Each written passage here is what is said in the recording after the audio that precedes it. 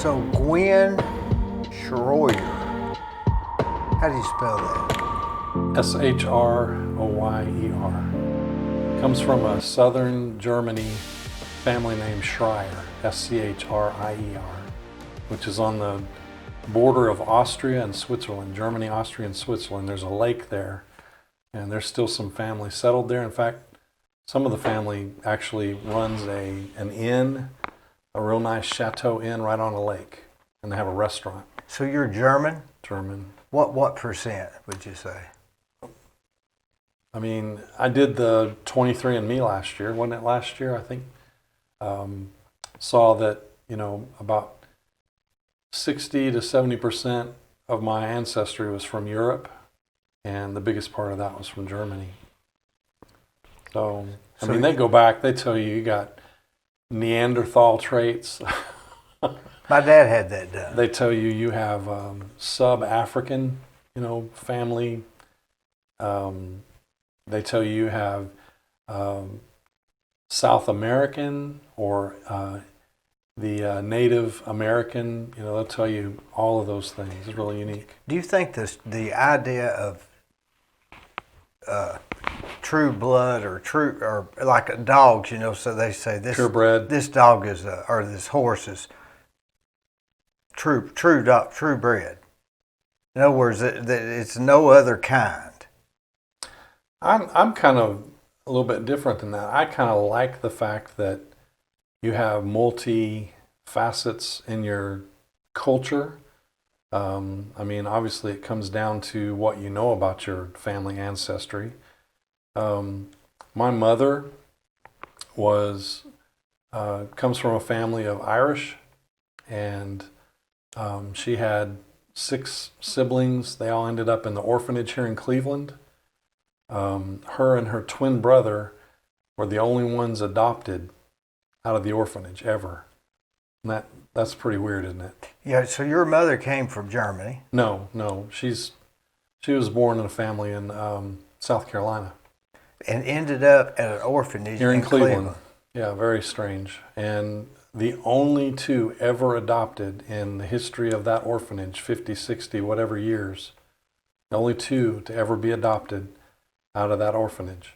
And that placed them in Wyoming. So her and her brother were raised in Wyoming. Very unique. Changed their names. I think my mom's name was Myrtle May, I think, and changed it to Glenda.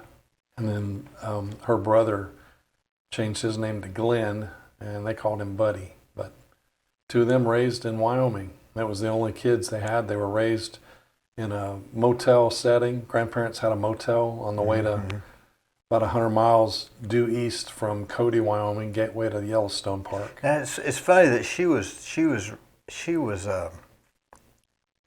in an orphanage in Cleveland. Yeah. Moved to Wyoming. Of all places.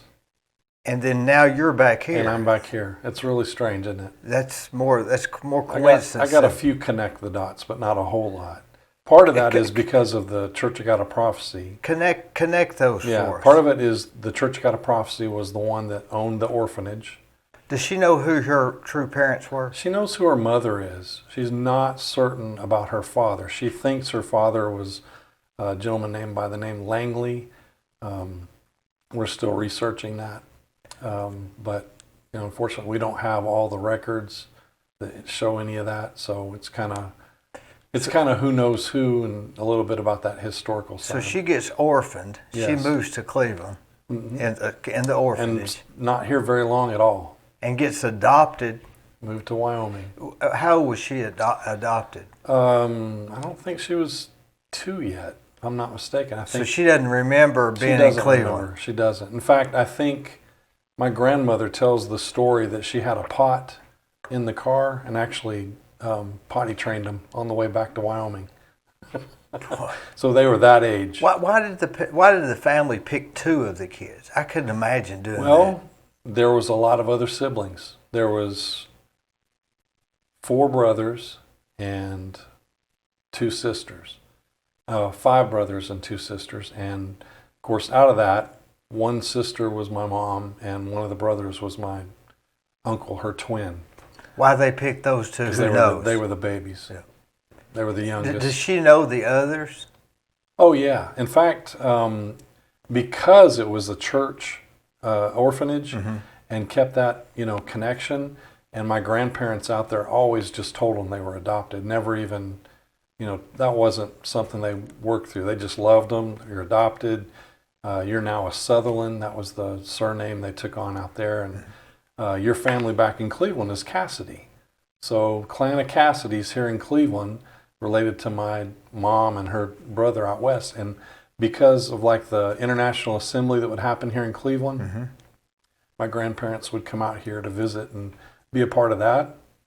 And because most of her brothers and sister that lived here in town, they also associated with the church and were able to be a part of that. So when she came back to the assembly, she got to see her brothers and sisters. And she knew it and all that. Yes. One thing I missed on telling you was the lady here in Cleveland that knew my grandparents, Elva Howard, she was from Wyoming. Really good friends with my grandmother. They grew up in the same community, real small community of just a couple hundred people, and probably called her, sent her letters, says, we have a baby here that you can adopt. Well, they came here not knowing there was twins. So then, Elva pulled a fast one and made sure they adopted both of them. There's a lot of pieces to that. So your really mother grows up in Oklahoma. In Wyoming. In Wyoming. And the other side of that story is my dad's family, his father was a pastor, and sometime, I guess my father might have been late elementary school, middle school age, 6th, 7th grade. Sometime around there, they moved to that same town where my mom lived, ended up being the pastor of the church that my mom's family went to. And my dad had a big slew of brothers and sisters too. Very active in that little small community. I think there's only about 800 to 1,000 people living in that community, Grable, Wyoming. So they start dating and... They started dating through church events, more like the courting, didn't really serious date. Dad gets notice that he's probably going to get drafted. This is during the Vietnam War in the 60s. And he decides that he's going to join the Air Force because he wants to be able to manipulate what it is, he's going to set out to do, hopefully. So he joins the Air Force, moves to Minneapolis area after basic training in Texas, moves to Minneapolis to go to school for drafting, building, construction drafting, technical drafting, graduates the top of his class. Because the Vietnam War is going on, not really a big need for builders and that kind of thing at that time. And they plug him into military police. So he gets an assignment in Alaska, not anybody's favorite place to go. And he's up there and working on the flight line, just guarding planes. I mean, there's not much to it. And here's that my mom started dating this guy. She came into Cleveland, went to the BTI, Bible Training Institute, which was Church of God of Prophecy. Because her siblings were here? Siblings here, part of the church. And she comes here to go to Bible school after high school. And she starts dating this pretty nice guy here from Cleveland. What's his name? Malone. Robert Malone. They know this. My wife's over there gasping. But anyway, my mom and Robert Malone dating. And I don't think he had suggested that they were going to get married. But my dad thought, hey, wait a minute. Yeah. That's my gal. And so he flies in real quick and dates her for a few days, whatever, they hang out. I don't know how long that period was, a week or whatever. And he finally proposed to her and she said yes. And then he gets a new assignment in Texas. She didn't finish the Bible college? It was just a course of a few weeks. It was just a school. So no, it wasn't a college thing. She did go to college. She went to Billings, Montana, studied business. After she married him? After high school, but before married. So she goes to high school. She went to college there. Do clerical then comes work. back here to do a seminar of some sort. That's about it. and gets Your dad into a gets relationship. nervous. Yep. He finds out about this relationship. And this guy actually traveled out to Wyoming to visit her out there. And I think that's when he really, of course, his brothers and sisters still live in Grable. They're the ones feeding him all this. Yeah. So I imagine that was pretty fun. Anyway, they get married, move to Waco, Texas, heart of Texas, right there in the middle of nothing, Texas. Had they only known what was going to happen a few years later, right? Yeah. So Dad's still active duty military. I don't even think he's got his sergeant stripes yet. I think he's still very young in the military. And a year after they're, married, here I come. I'm born. So I'm born in Waco, Texas. What year? 65. So next week I'll be 55. I'm already 55. Yeah. Last month. Yep. So they start this family, and Dad's decided he's going to hold on to the military. He likes that focus. I think he's less interested in staying with the military police because he starts jumping through the hurdles trying to change his job title to do something a little more in line with, technology and what he's good at. So they move from Texas, they move to Colorado Springs, which is beautiful. And Dad ends up working on a military installation there. NORAD, the big mountain, is right there. It's Cheyenne Mountain, but they call it NORAD. That's where they do all the anything space related or governing missile sightings, that kind of thing. And inside of that mountain is the whole floor is on springs. So if it was ever bombed, I've seen that on the documentaries. Yeah, it would stay. It's pretty neat. And you drive into it. I've seen all kinds of things like that too. I've never been up there, but so I'm, growing up. Dad gets a new assignment to work outside of the Pentagon in Washington D.C. at Air Force Base called Bolin, which is near the Potomac. It's not even Air Force Base anymore.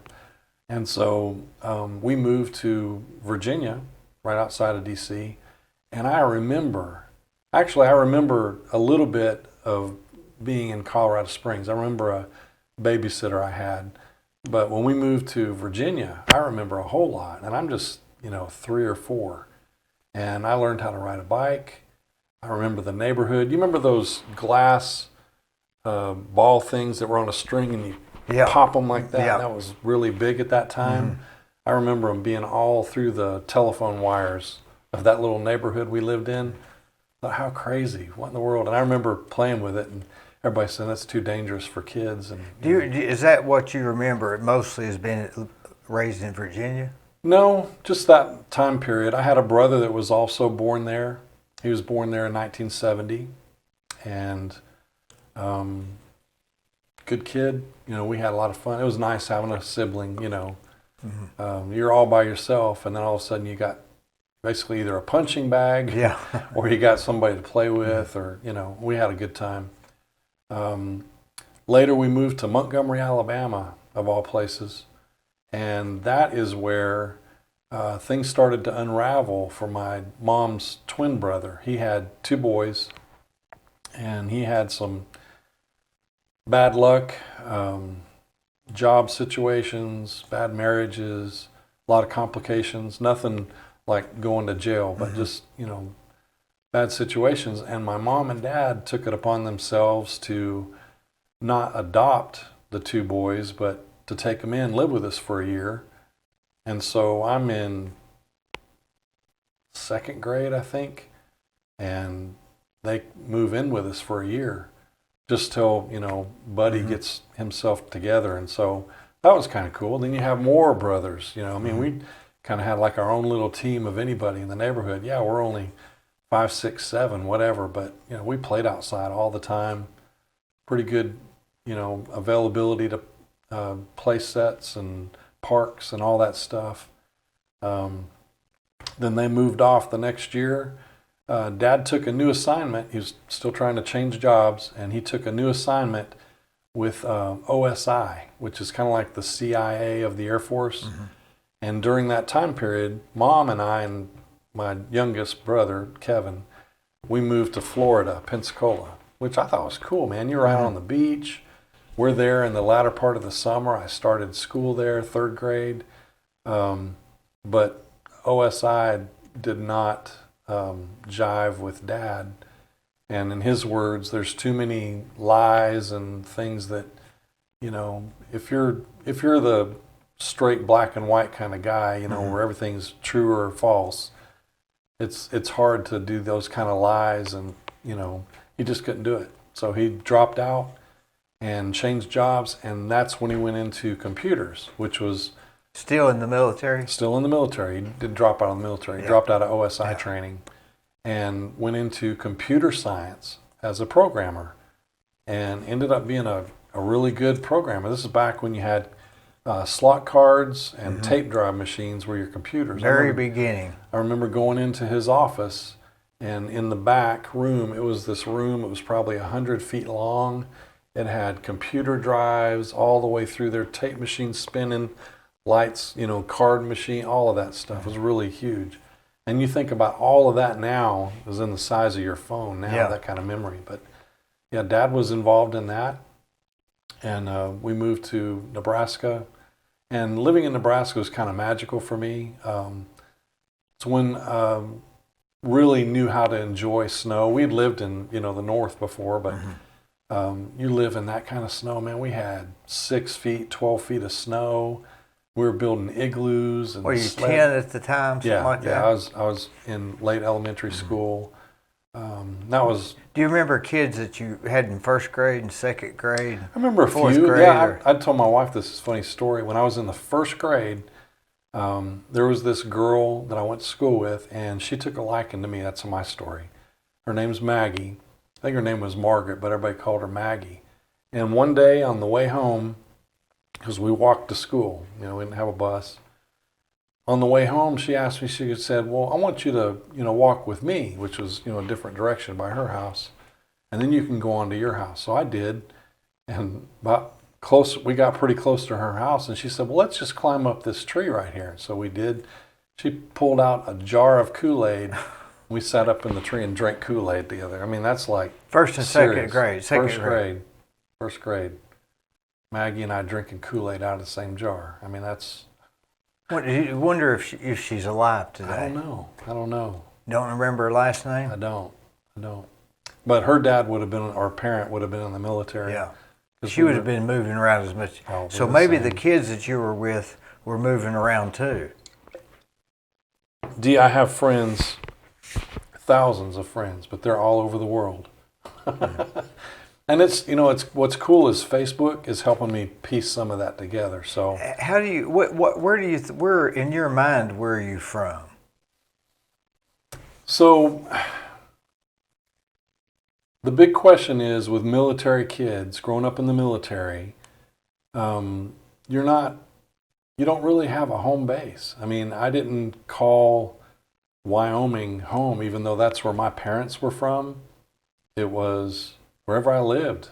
And if I was in, you know, Nebraska, I'm from Nebraska, man. That's where I'm from. So, you know, later in my teens, we moved to Europe, living in Germany, Stuttgart, Germany, and I'm going to school, one of the most prestigious schools in all of Europe. And I'm from Germany. You know, I'm not. Early teens? Yeah, until graduating high school. So in your mind, you're from Germany. Well, I mean, that's where I came from to move here. So, and to be honest with you, I didn't move to Cleveland, Tennessee to live in Cleveland, Tennessee forever. I didn't even think, I don't ever remember thinking of Cleveland, Tennessee as some place that I wanted to live. Now, right now, you're the Bradley High School audiovisual production teacher. Yeah. Yep. That's a long name. Audiovisual. And we call production. AV production. Yeah. AV production. So yeah. So how long have they had that at Bradley High School? Since the fall of 2007 when I moved there. Prior to that, they didn't have it? They had a class in the marketing program where they did a morning announcement program, that type of thing, you know. How did you get selected to be that teacher?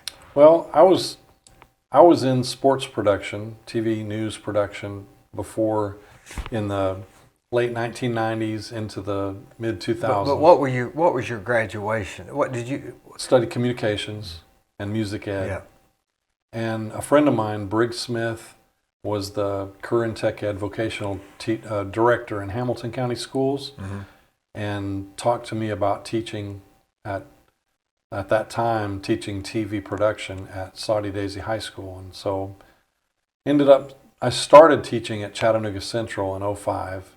And then the next year I was at Saudi Daisy, and then Bradley came calling and said they wanted to start the program, and ended up there because I lived in Cleveland and my kids went to Bradley. So kind of fun when you have a passion for a particular school, being able to get into that school and do something with it, because even teaching at Saudi Daisy is a wonderful high school, great kids. Definitely not a Title I focused school. These kids come from pretty wealthy, families, well-to-do, good middle class, strong middle class families, living on the ridge, and a lot of them working at the Sequoia nuclear plant there. When I came to Bradley, I didn't really have that expectation, of that type of kid, because Bradley at the time I went there was a Title I school. Lower middle class. What was your families. decision to come to Bradley?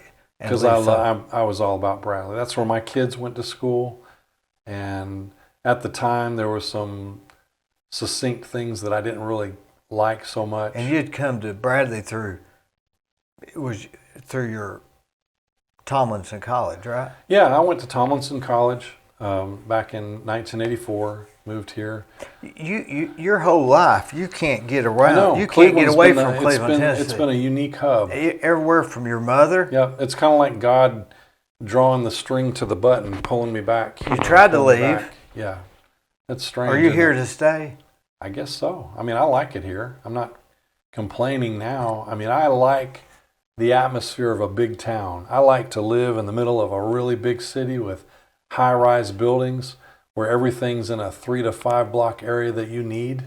You want to go to the theater, you walk 2 blocks this way. You want to go to church, you walk 2 blocks that way. You want to go to the store to buy some groceries, you walk downstairs and down the block. That's what I like, but this is not anything like that. But the community is great here. Now, they tell me that people to take your class come from as far as Athens, Sweetwater, actually commute their kids to your class. We've had several kids that been out of zone. Yeah, they end up coming to our class. So you're the guy. Well, it didn't start like that. In 2007, Cleveland, Walker Valley, and Bradley, all 3 schools started the program that fall of 07. John Souders, media guru. I mean, he has got so many creative ideas and notions that he brought to the table that really made Cleveland unique. They started sports production right away. They had money they put towards that. Scott Webb at Walker Valley had all kinds of great ideas and really saturated what they were doing, with what he wanted to do. I mean, the school system really gives you the keys. You want to do your thing, this is how you get to decide how you do it. Isn't this a new curriculum? It is. If I could use that right. So let's just say 15 years ago, everything broadcasting was based on tape drive machines. Okay?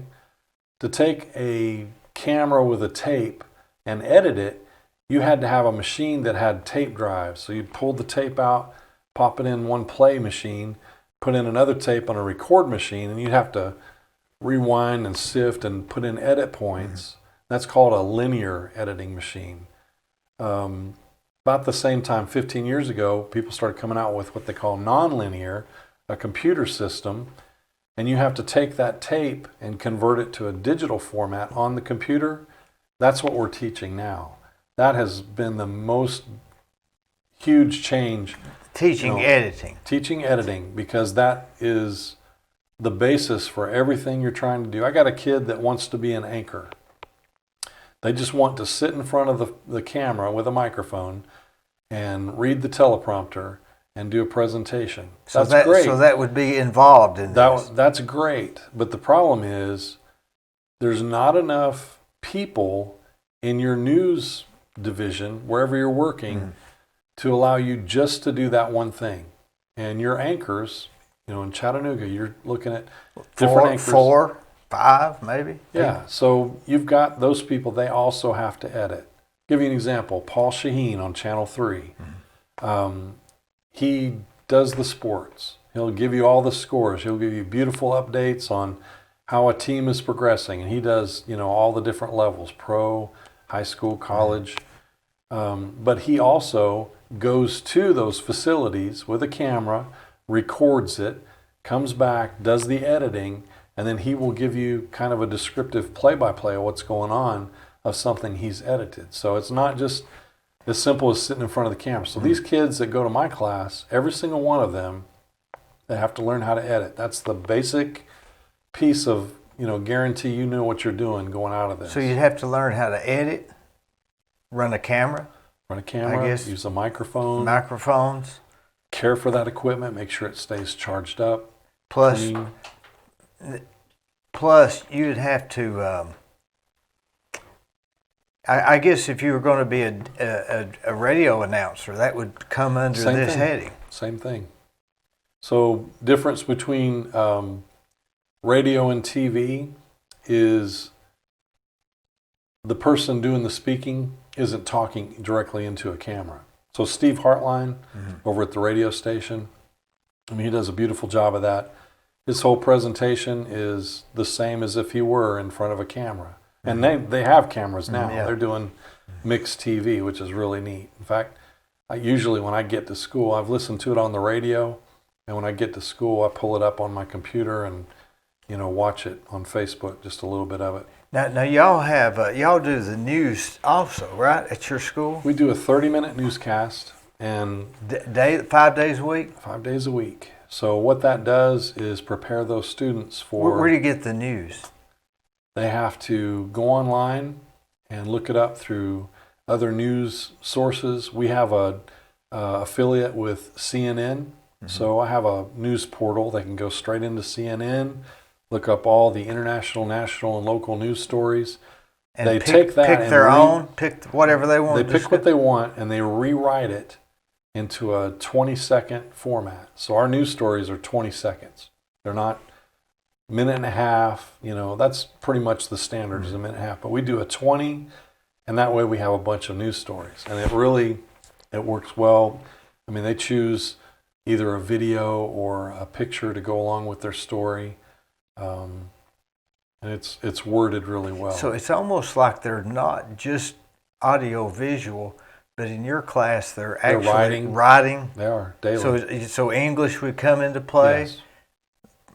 Presentation. Yeah, I would think that if you're not a good writer, you're probably not going to be a good editor. You might get by or a with good it. announcer. Wouldn't that be Especially all the an same announcer, thing? yeah. You want to make sure that you're fixated on using appropriate words. You want to use a passage that makes sense. You don't want to repeat yourself. I remember in school they used to have a show and tell. Yeah. Where you'd come on Fridays and you would bring something to show and to tell about. This is actually the same thing, just in warp speed. In a vocational format, you're being trained so you can actually go make money. To show you can show and tell. Show and tell. That's a good point. And if you wanted to film weddings. Yeah, and we do that as well on the side. I have former students. I've had people in the community call me up. I had a venue in Chattanooga call us up and say, I've got a wedding here that, we need somebody to come. Can you, do that? Here's what we'll pay you. And they would pay the school, and then whatever kids I took with me, I would pay them some out of that as well, just so they could understand, hey, this is not just about. So this class you have, it's not like you come in and there's 20, 30 seats sitting out there at a desk. No. There are 30 some seats, and there's at least 25 seats with a computer. So everybody's got their own workstation, but it's not a lecture room. It's almost like There are an very auto. few times that Would it be almost in the lines of an auto body vocational class? in that same vein, you are being trained to do a particular job. And here's the cool thing about it. So I told you the state or the district, you're going to teach this program, but you can teach it however you want. There are set standards in that the state mandates. A student must learn these standards, and it's my job to calculate. Has Dee Burris, learned this writing series? Does he understand how to capture in a news story the who, what, where, when, why, and how? Mm-hmm. And if he masters that, I can check that off. Yes, he's got that standard mastered. And I have to keep up with all of those and turn that into the state every year. But it's that other thing that you do that attracts people to your class. The fun, flashy stuff, yeah. So I have a class, like you mentioned, the news class. Mm-hmm. I have a level 1 class that teaches that basic editing in different phases of, we also do writing and script writing and, some fun stuff in front of the camera that's silly. And we have a film festival that kind of gets to glorify that. What about the weather?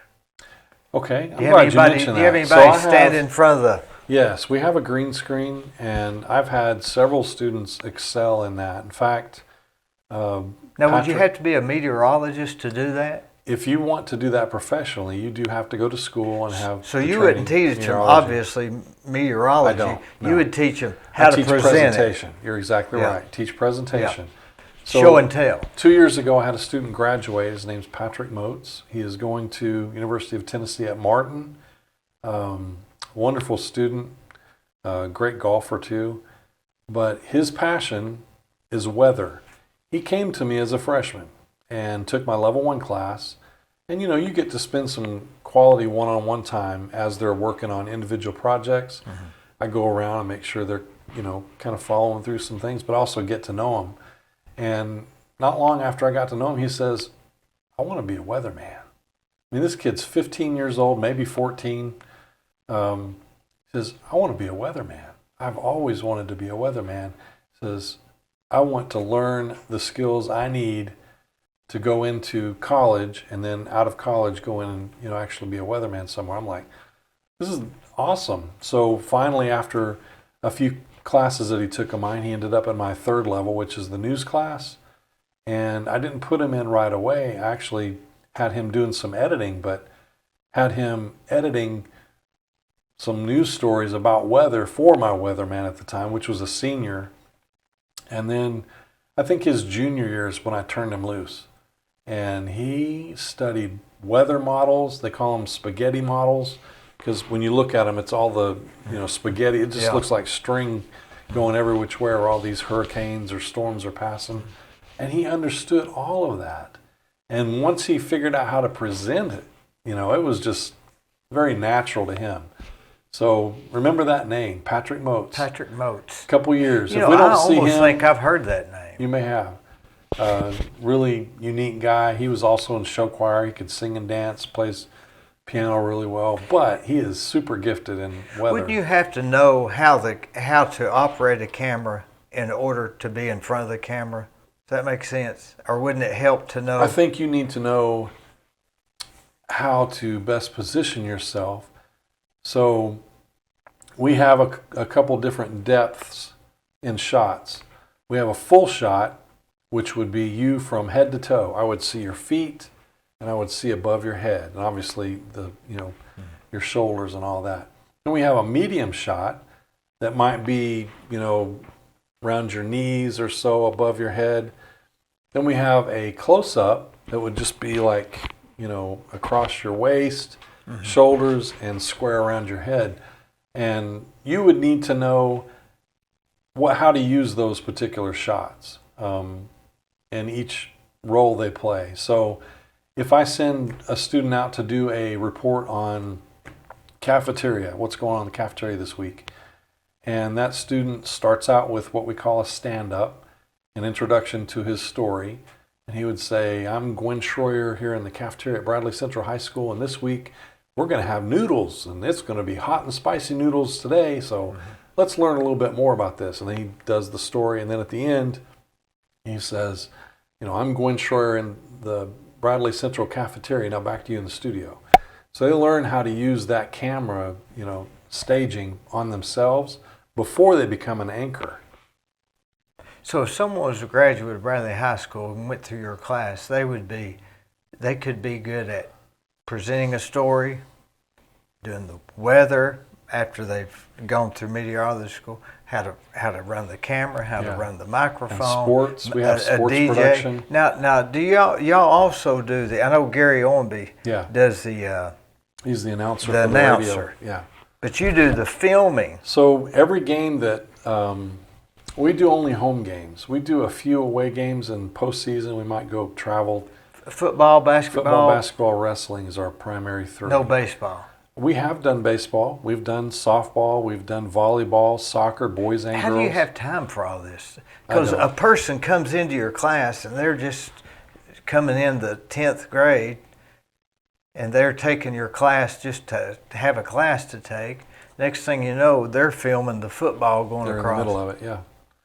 So I've had several students, the Ratcliffe family. Gideon Ratcliffe came to me as a freshman, and immediately, that was the first year that we started doing all the home games. In fact, that year, we did every single home game of every sport except for track, golf, and bowling, which I don't know how you would, I still haven't figured out how to do those. Yeah.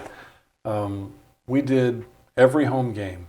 And there were a few nights that year we had 3 games going on at a time. That was tough. And when I say 3 games, we probably had 2 games. No, we had 3 games. We had a soccer game, baseball, and a softball game. And you have to carry the camera out there? We had equipment at each location, separate equipment. And so who sets all that up? The students? Yeah, the students. So a student that goes through your class may not want to be on camera, but he may be involved in the setup. They can run it. Yes. Lighting, you go over lighting? Lighting, graphics, scorekeeping. Makeup? We don't really do makeup so much in sports. We do some of that in our news class.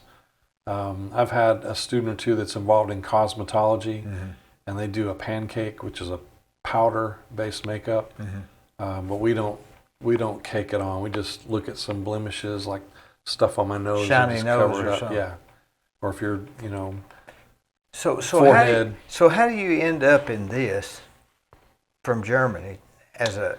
It's a good question. What I wanted to do when I came here from Germany, I had 2 ambitions. I was either going to be a sports broadcaster, calling games, like the Gary Owenby, or I was going to be a music teacher. And I really was leaning towards the second, being a music teacher. Play saxophone. I sang. Now you're also in the band Dexter Thomas. Dexter Thomas. Are you a regular member of Dexter Thomas? Regular member. They started the band in '95, and in was you there originally? I wasn't, because they didn't want a horn section. They wanted to keep it just kind of 5 or 6 of them. And then in '98, spring of '98, they decided, you know what, we're going to take the next step. We're going to do funk music or Motown hits or Chicago band, that kind of stuff. If we're going to do those songs right, we need a horn section. So at the time, I was working at the Cleveland Music Center, part-time doing instrument repair and some sales. But Harlan Rice, bass player, comes up to me and says, hey, you play sax? Come play sax with us. We need to put together this horn section. I was like, yeah, I don't really want, because he was talking about playing at, Pokey. Did he know you could play? Oh, yeah. And I said, I don't really want to play at bars, and, that's not really what I want to do. I've been through some of that, and it just, it's not me. Not my preference. So I helped him find another saxophone player. They did, I think, 2 months where they played at Pokey's a lot.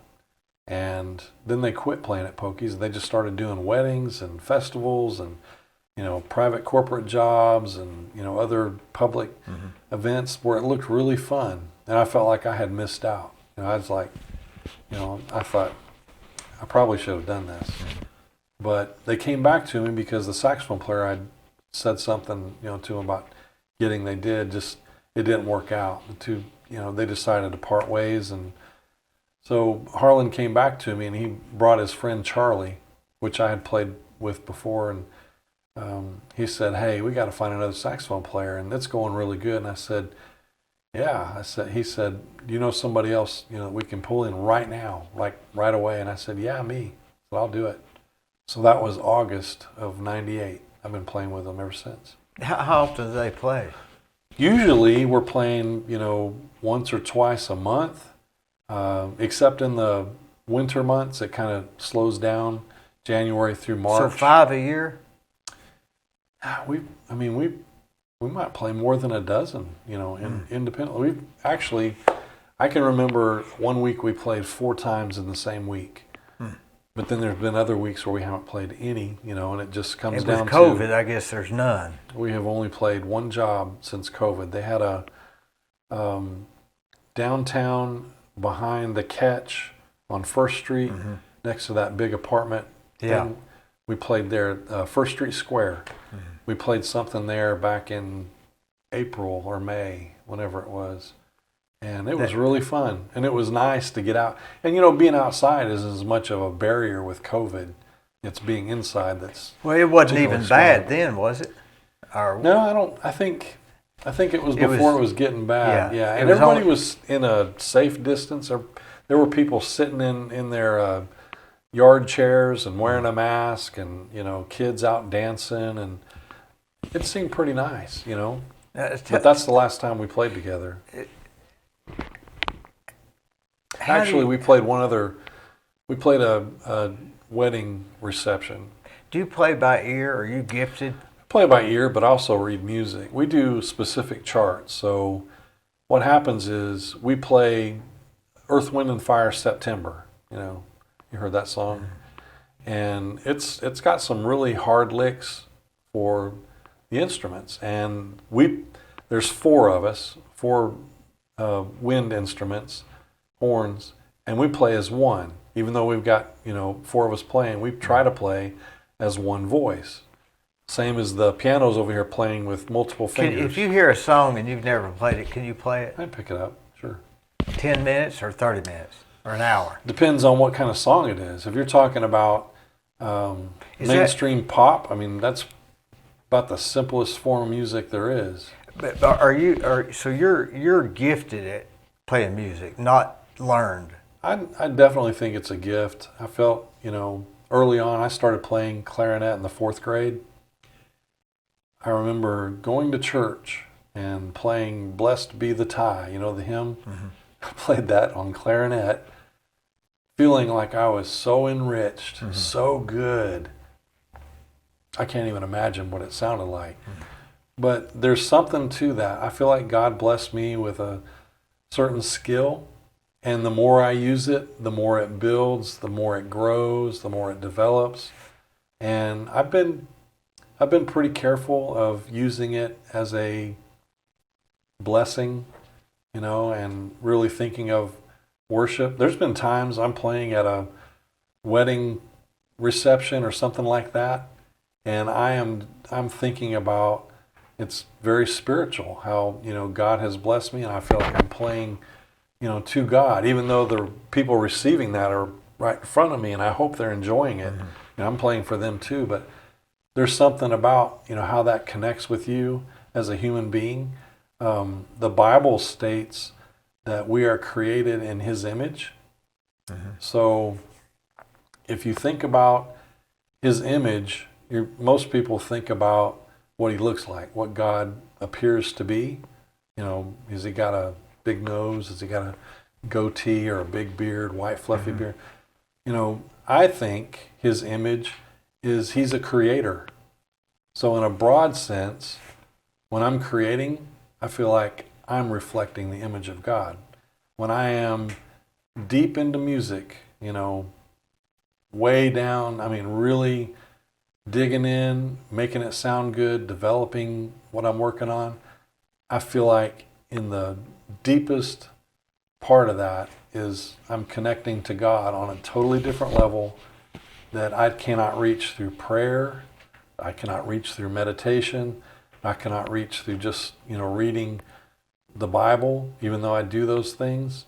There's just it's just me and him, It's a unique characteristic about creating.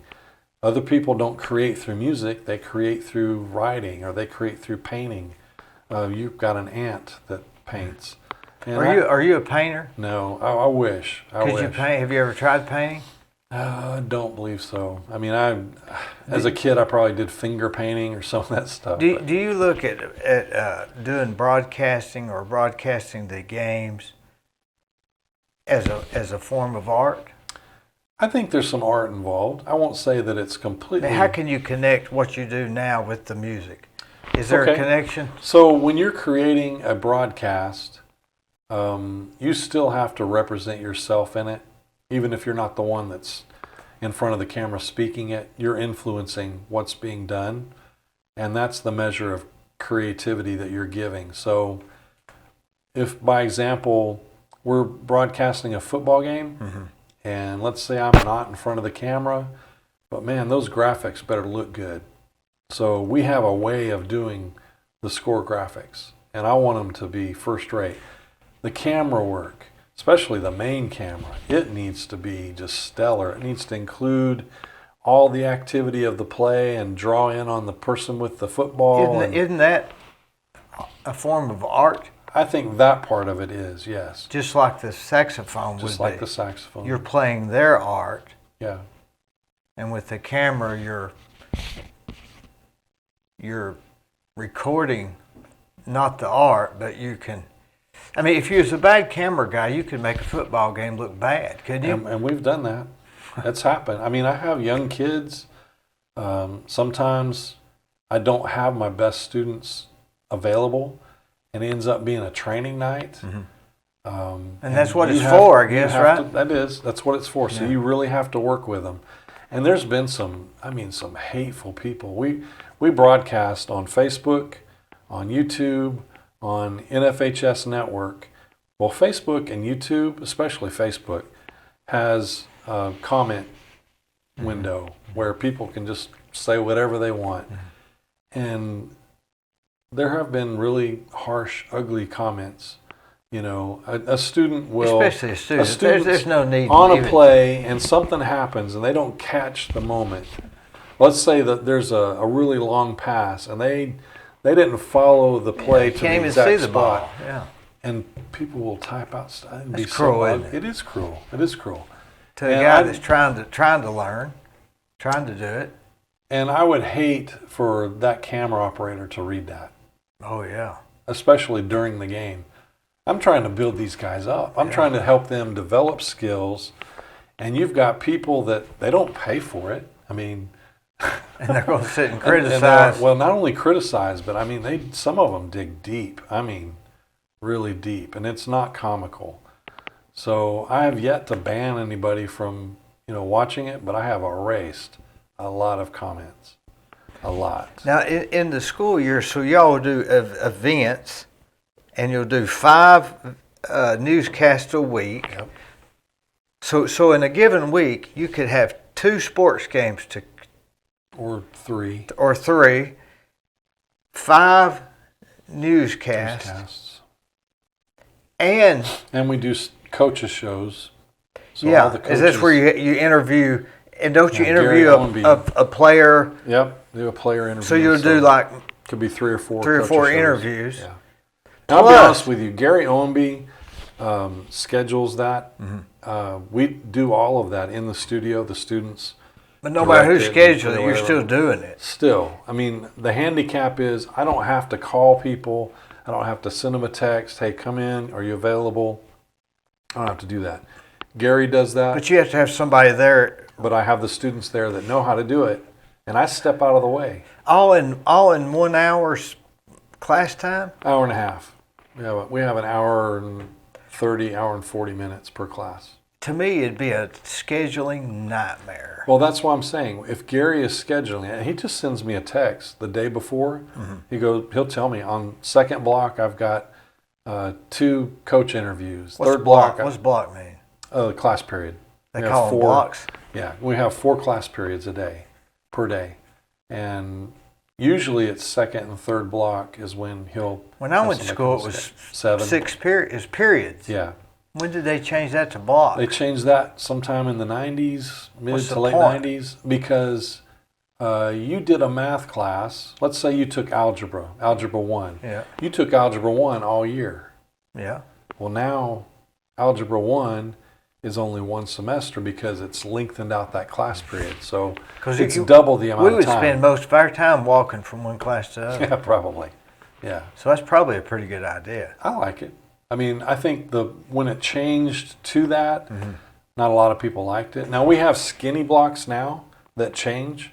So in first block, you'll have a 1A and a 1B, and in freshmen they'll take math for the 1A, and then they'll go to an English class for The short class. the B.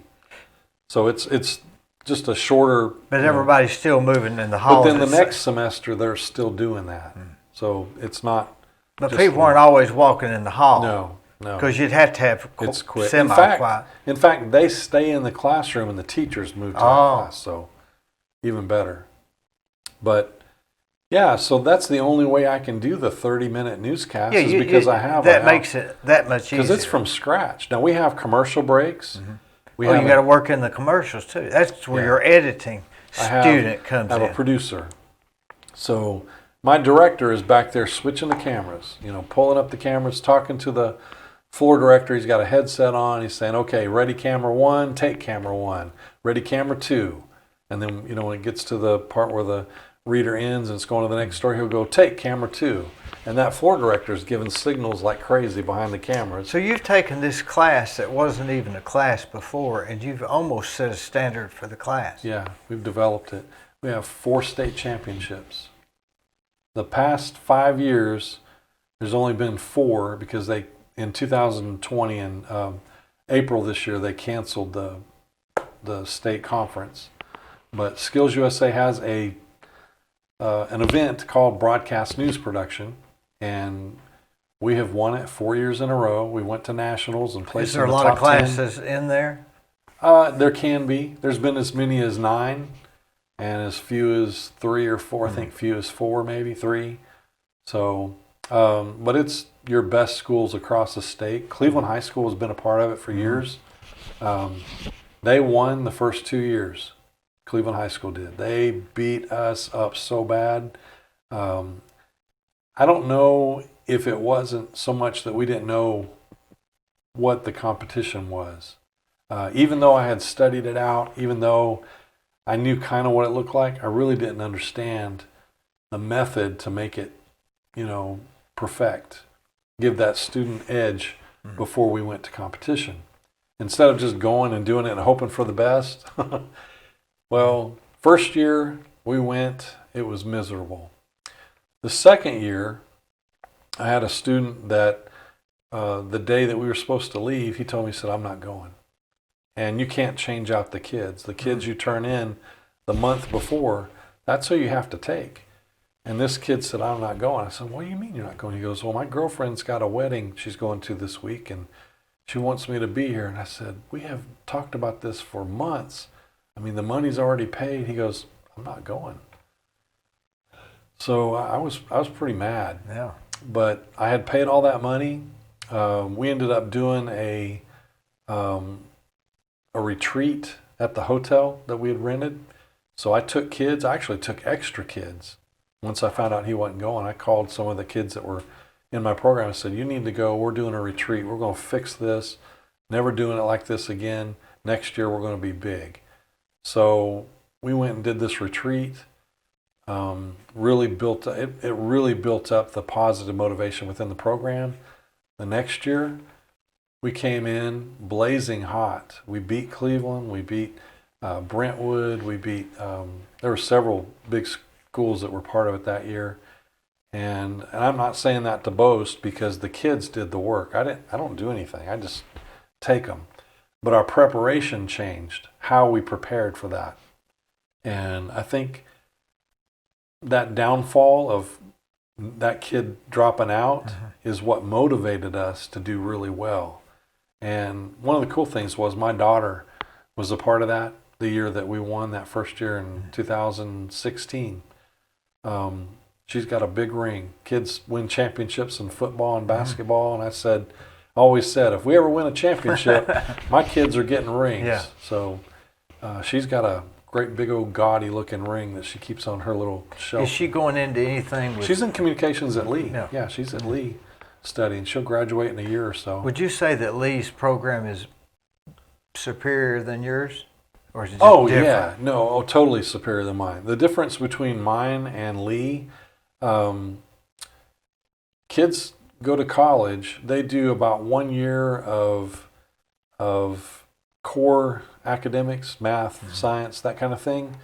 And then the next 3 years, they are really redundant in their core class. And the professors they have there, they had one guy, he's gone now, but do you know Dustin Kaywood?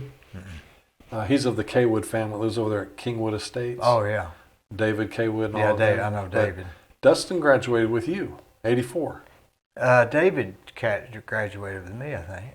We had... You're right. Yeah, Dustin was a little bit younger. Was Yeah, that his you're right, younger you're right. brother? David was 84. You're right, yeah.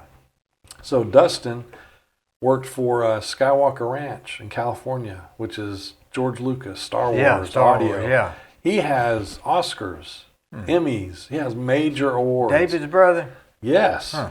And Lee wrangled him for 5-6 years when they built that new building. You know, we're First Baptist across the street there. Yeah. When they built that, they pulled him in year one, and he helped create some of the things inside that, you know, routinely are the best part of that. So they have a film program.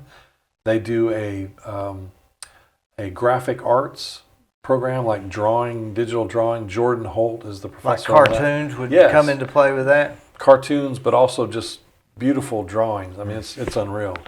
Graphic design. And then they have a news class. Jeff Salyer is the program director, and Mary Dukes. All those people are really, really top echelon professors. You won't find any of that at Cleveland State, Chattanooga State. I don't know about UTC. We've sort of become the hub for that sort of thing. Yeah, it's a super nice facility. I think Lee is more known for their nursing program and their music program, but that, you know, is stellar.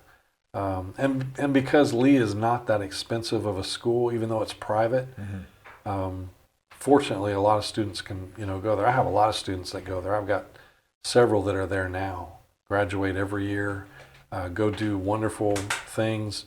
One that graduated just recently, Trevor Hancock, he's down in Georgia, and he works and lives in a collective. It's kind of like a communications group where they do feature films, they do music videos, how-to, safety training, they do all of it. And they all live together. Like a commune. Yeah, it's really unique, and every single one of them are just top-notch creative. And he's one of my students. He had him as a freshman all the way through senior. I mean, I've seen really, really great stuff from him. Very proud of him. Now, is this COVID? How has this been affected? It's been down. I mean, obviously, I mentioned that it canceled our state conference back. Plus in all of April. these interviews and stuff. This guy. Now you just got over COVID, right? Yeah, I did. I spent 10 days in the hospital. Tell us about your experience. Well, had a family member get COVID and tested positive, and so the whole family went into quarantine, and she showed symptoms, you know, a couple days later. So all of us decided we're going to go get tested and see if we're positive or not. Were you showing any signs at that point? At first, I wasn't. Nothing. And you can think you have a symptom, whether you do or don't. Oh man, I had a headache. I just. So when you went tested, you had no symptoms. I had no symptoms, and so I went and got tested, got the results back the next day, and I was positive. I was thinking, okay, I mean, I feel pretty good. I'm not, probably going to be all right. I'm going to keep to myself, stay in the house. I'm not going to get out. And I looked online. What are some of the things you need to do if you get COVID? What's some of the things that you need to make sure you're doing a lot of? Fresh air, daylight. It's okay to go outside. Take a walk. I went for a walk one day, a long walk. It was over a mile, and I had symptoms at that point. I was achy, little short breath. Where was you achy? Just everywhere. I mean, almost like having a fever, but I didn't have a fever. That kind of achy. I got chills. I remember getting chilled, but I wasn't running a fever, and I thought that was really strange. My wife works with somebody that her husband works at the hospital, and she got touched base with him somehow about oxygen levels, and we had an oxygen meter that you snap on your finger, and you obviously want to be 100%, oxygen. Mine was in the low 80s. Did you feel bad at that time, other than just? Yeah, I was feeling kind of weird. In fact, I couldn't sleep in the bed. If I laid down, I felt like I was smothering. So I was miserable. So you weren't asymptomatic. No, I was symptomatic. I started out feeling pretty good, but what, 2 days into it? I would say I got tested on a Friday. Was told I was positive on a Saturday. And by Tuesday, I was starting to feel weird. I mean, didn't feel right. So you had been around her, what? That week. So 7 days? Yeah. But I was also probably around the person she got it from, too. So, it was pretty quick. And so. The 7 days is a little. Thursday. Isn't 7 days a little far? I think so. Thursday of that week. Tested positive on Friday. That following Thursday, I wasn't hurting, but I was really short breath. I stayed cold all the time. In fact, it was stupid. I would put on a heavy toboggan hat, a toque's what we call it, and a big heavy coat, 2 or 3 blankets, and just sit there and shake. And not have a fever. Mm-hmm. And I think that's from low oxygen level. And anyway, my wife, she didn't tell me you need to go to the hospital. She was saying, what do you think you need to do? And that's what she was trying to infer. And I said, I guess I need to go. I mean, I'm not getting better. And I don't want to stay like this. So I go down. That was a week after the other person. That was Thursday. That was. Yeah, it was a week after. A week after you'd found out that person that you. So she drops me off at the ER. She doesn't go in because it's, bad. And I go in, check in, and it was about a 3-hour check-in process, all in all, till I was actually in a room in the ER. And when they were asking me all the questions initially, when I'm, there 15, 20 minutes, they start asking me all the questions. They took my temperature, and I had 103 fever. 103. Didn't even know it. And I'm wearing a mask, and I am so smothered. My throat is dry. My mouth was clicking. It was so dry, dehydrated. I couldn't swallow. It was really, really painful. And I kept asking for water or ice or anything. Couldn't swallow at all, or just not good? At all. I mean, I couldn't swallow. Because you were dry. I was totally dried out. And I kept asking for water and ice, and they said, no, sorry, we have to do blood work or whatever work we got to do. We got to do all of that before we can give you anything. And I kept asking. And, they were very nice.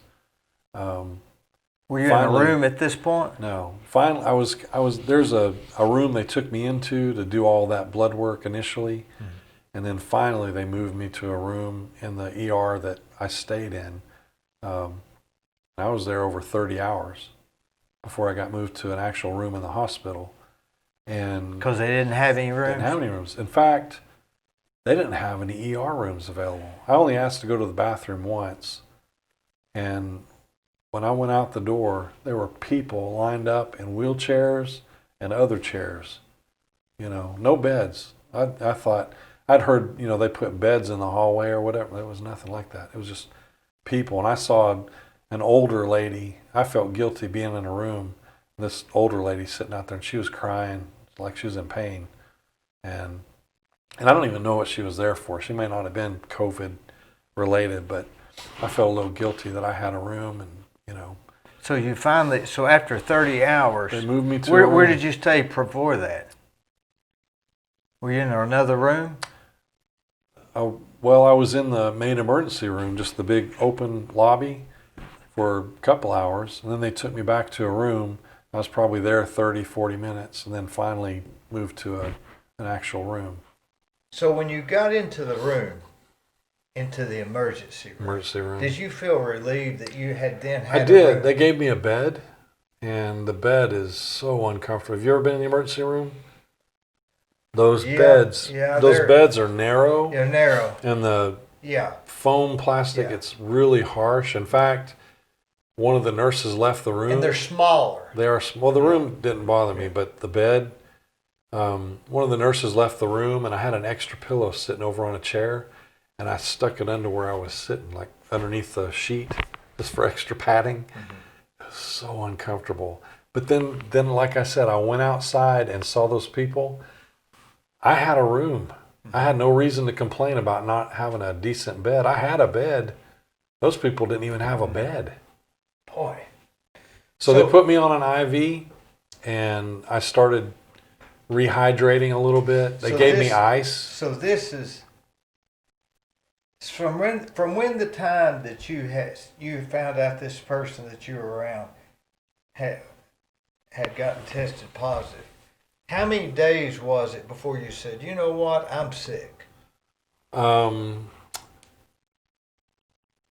think she tested on a Wednesday. My family member. And it was the next week, Thursday. So 8 days. 8 days. Before Well, I felt bad on Tuesday. I probably could have went to the hospital on Tuesday. But I didn't go until Thursday. So 6 days. 6 days. Yeah. So my son has it.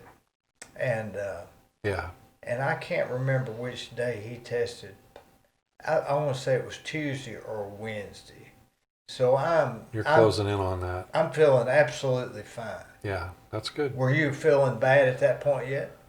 I think I woke up that Tuesday morning feeling a little rough. I mean, not wanting to, obviously, but I think it was a bad night's sleep. I think I got up early. I don't remember. I think I went to bed late and got up early because I couldn't sleep well. I was smothered.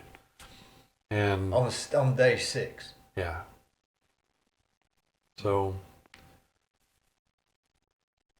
and I'll be honest with you, Dee, when I went to the hospital and my wife dropped me off in the ER, and they said, and I was feeling horrible. Then they tell me I have a 103-degree fever, and then I have to sit, for a couple hours. And then I go back and they beat me up with needles. I'm dehydrated. My skin it's gone. They had a hard time getting a place to draw blood from. So, I'm getting it like this. And, of course, I'm just sitting there. I'm like, whatever. But I really didn't think I was going to leave the hospital. I thought, this is it. Now, it sounds very morbid, but you weren't even that sick at that point. Yeah, I was pretty sick. Going into the hospital with 103 fever and severely dehydrated, and just all the other, your mind beats you up when you go through stuff like that. You just start thinking, what if? I'm not going to leave here. I didn't prepare my family. I didn't prepare myself in any way. If I die today, I didn't do anything right. I don't have anything. The garage needs cleaning. Well, everything Nothing. like that, right? That thing, hey, tell your wife, don't give away your saxophones. They're actually valuable, you know, those kind of things. Otherwise, she wouldn't know. She'll know. Yeah. You know, I mean, she would figure it out. But yeah, those little things. I'm sitting there just beating myself up with it. I'm like, man, I got family members I have not talked to in years. I need to call them or, you know, just that kind of thing. You know, I haven't spent time with my grandkids in a week. I miss that, you know. It really hit me hard mentally. You know, that was the challenge. And it's not like there's a psychiatric care in the ER that, you know, they may come around and say, how you feeling? You know, how you really, you know, they don't Before ask you about they're mentally. leaving, I guess. Yeah, they're not talking about mental anguish. They're asking about pain on a scale of 1 to 10. How's your pain? You know, and Now, I'm just thinking about dying. My son has had, he went to the hospital and they said, you're not even bad enough to be here. Yeah. But his anxiety level is so high that is almost a problem. Yeah. That hurts. I mean, you know, and you see all this stuff on TV, you don't know. Now, if you'd been at a rock concert instead of the hospital, would you have felt better or was you still sick? I was pretty sick. Yeah. Now, I had a constant ringing in my ear. I did not sleep well. I could not find a great position to sleep. And, you know, they got the beds that tilt way up. I would tilt it up and kind of, you know, get a position and lay there for a while. I was like, what was hurting? just breathing. And at that point, I had oxygen. I wore the oxygen thing up in my nose. And tell you something funny. So, the respiratory doctor, come around to see me every day, as did, they call the doctor on the floor the hospitalist. You know, the main doctor that comes around. Saw them once a day, sometimes twice a day. And probably my second day that I'm in the main room On the Saturday, I think. You got in the room on Thursday, so Saturday, probably Monday. Monday I'm in there, and the respiratory doctor comes around and talking to him, and he's asking me all kinds of questions, and I'm not lethargic. I'm with it at that point, and I'm trying to get better. And he asked me, how was my breathing? I said, I feel like my nose is like plugged up, like I'm not getting the same amount of oxygen I was yesterday. And he goes, oh, that's bad. He goes, let me tell one of your nurses to bring you something hot, like a washcloth to, you know, kind of breathe in a little bit, wash your face or whatever. So nurse, you know, after we finished talking, nurse brings in a washcloth. She brings that in, and she leaves, she's hanging out. I'm washing my face with it, and it's really hot. I'm like holding it up to my nose. I pulled the oxygen on. I just pulled out my nose, just breathing in and out. And finally I just like blow my nose. And I mean, I don't want to describe it. It was horrible. How much gunk. Well, that's why I couldn't breathe. They need a nurse or a doctor just to go around and check everybody that's got oxygen, telling those people to blow their nose. I thought, I can't breathe because nobody's told me. I'm out of it. Not just to blow my nose. And of course, after that point, I mean, 2 or 3 times a day, You know, some people that had a had lot built of luck up. with Flonase. That's what they told me. They told me coming out, they said, get some. I haven't. I need to get some. But, I mean, it's those little things, you know, that huge help. And I don't want to downplay eating, but I had no appetite, none. Did you have taste gone or No, smell? I still had taste. I still could smell. Just no appetite? My first 2 days in my regular room, I woke up with a fever. Woke up with a fever, like a 101 fever. And I didn't want to eat. I didn't want to do anything. I didn't want to have a fever. And they brought me oatmeal, toast, and eggs. Now, I knew I needed to eat. I knew I wasn't getting nutrition through the IV to stay, hydrated through that. So I would eat the eggs. I could not make myself eat those the oatmeal. I could not. And they give you packs of sugar and salt and Well, it butter. just didn't taste good? It was just so bland. And it was hot. I mean, you would think hot oatmeal. Yeah, it just tastes Yeah. like oatmeal. I would eat it on a normal day, but I just didn't feel good. So those first 2 days, I even told my wife, I said, man, their oatmeal here is horrible. You know, Gene Officer, a good friend of mine, he was in room 311. Yeah, just down the hall. And he couldn't eat anything. Yeah. And I went to Dunkin' Donuts and got him a dozen of those. Yeah, I got your text. Hey, Yeah. I sent him some, but you didn't answer me, so you didn't get none. Well, I didn't even know how to do it. Yeah. You know, they're so. Yeah. And when you take it down there and give it to that emergency It's room, weird. they almost act like you've got it. Yeah. In fact, one of the nurses told me, she goes, if your family wants to order you some food or whatever, said, just send it through the ER. And I'm like, that's kind of weird. I would think that. And I didn't want my family to get out. You know, they're at home. And you would think that food would not be something that you'd transport. Well, let me back up. So the oatmeal wasn't that great, but the rest of their food was pretty good. I ate everything. And it could have been your taste buds of some. The fever. Maybe First thing in the morning, and I ate the toast. I put some jelly on it, and I ate the eggs. But something about that oatmeal. So you were there. By the time you got in the room, how many days were you there? And when you finally got, I was almost on my 3rd day before I got into the main room. So you were Just just a few hours from my 3rd day. So where were you staying then? I was in the ER. I was staying in that ER just room. in that little room with people coming and going, and Yep. that made you sick. Yeah, because When people and they didn't draw the curtain, Yeah, and the people sitting out in the hall, they could see me and I could see them. for 3 days. Yeah. I felt bad too. And they're kind of looking in there like, Yeah. what you got that I don't have? Yeah. I'm like, Were you wearing a mask? I was wearing I was in the Yeah. ER. And the Yeah. entire time that I was in the ER, I wore a mask. The entire time. Had to. Had to. When nurses. Now, when I moved to the other floor, they told me I didn't have to. because you were in that. Because I was in my own confined room. And they were loaded up. I mean, not only they have 1 or 2 masks on, they had 2 or 3 different outfits on top of their scrubs. They had like one gown, and then they had this real porous looking silky kind of gown. I don't know what it was, but I saw them putting it on outside the door. So, What could you get up and look out the window? yeah, I was on the north end. What could So if you see? look out my window, it's right where the old ER was, which is now the Heart and Vascular building. were And I could looking see at- the Speedway. I could see your church up the road. I could see crystals. I couldn't see that far. There was a But building blocking, but I could see straight ahead.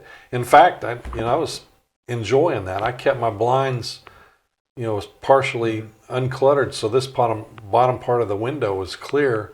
I wanted to see interaction. What was your worst day First 3 days. in the ER? First 2 days, first Which 2 days in you the ER and the first day in the main room. I didn't care. I slept off and on erratically. So 3 o'clock in the morning, I would just get up. And I wouldn't watch TV. I would just get up and go over and sit by the window and look out the window. Then maybe at 5 o'clock, I'd go back and get in bed. They had a straight chair in there, like a dining room chair. Was not comfortable, but I would sit in that, for an hour or two, and then get back in bed. And then, And text people and everybody text. every once in a while. I didn't, I wasn't on a schedule because, about every hour or two, I'd fall asleep. I just couldn't stay awake. I still have some of that. I still have. Your voice is a little gravelly. Yeah, I've been hoarse, coming out. I don't know. I've not been able to breathe real deep. Did you do anything in there that you think helped you? Yeah, they had a breathing apparatus thing that I practiced breathing on it. I think you would inhale, and this little bobber would go at an indicator, and then when you would blow out, it would drop. And then when you would inhale, try to keep it there as long as I could. And Obviously, I stayed hydrated. I constantly asked for something to drink.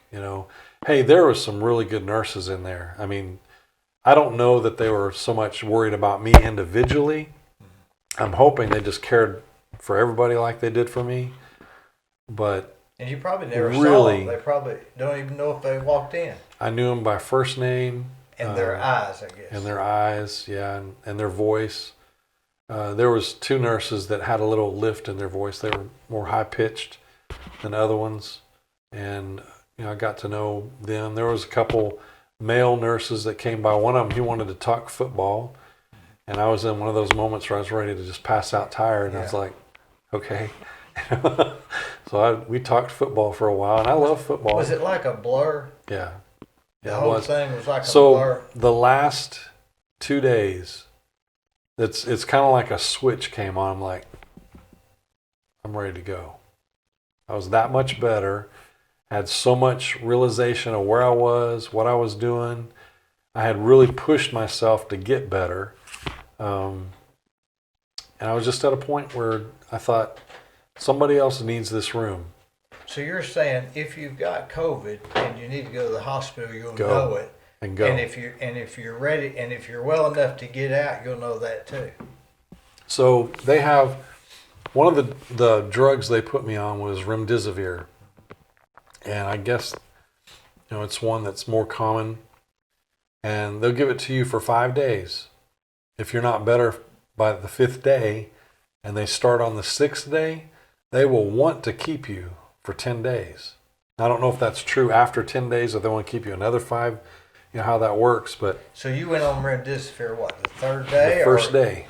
The first day in the emergency room, they put me on remdesivir, which is, I don't know if it's a steroid or... That's what Trump always says, and they say it don't work, but... It works. It works. So... Could you tell when you was getting better? Yeah. Yeah, there were some peculiar moments initially where I just thought, I'm horrible. I'm going to die. Mainly from breathing. It was going to be a breathing problem. I didn't say this, but I was coughing up blood quite a bit, and that's scary. That's a predicament. And it wasn't like pink. It was like dark blood. And I even had,